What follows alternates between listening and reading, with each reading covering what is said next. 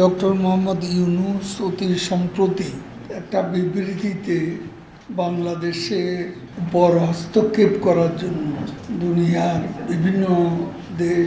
বিভিন্ন দেশের সরকার আন্তর্জাতিক সম্প্রদায়কে আহ্বান জানায়। এই ধরনের বিবৃতি বা বক্তব্য বাংলাদেশের সংবিধান আইন অনুযায়ী রাষ্ট্রদ্রোহিতার পর্যায়ে পড়ে এবং সেটা আন্তর্জাতিক আইনেরও চরম লঙ্ঘন।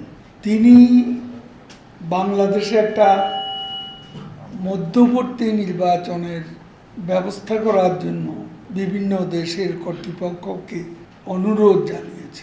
তার এই ধরনের বক্তব্য কার্যকলাপ সম্পূর্ণ বেআইনি, অসাংবিধানিক, গণতান্ত্রিক রীতিনীতির পরিপন্থী।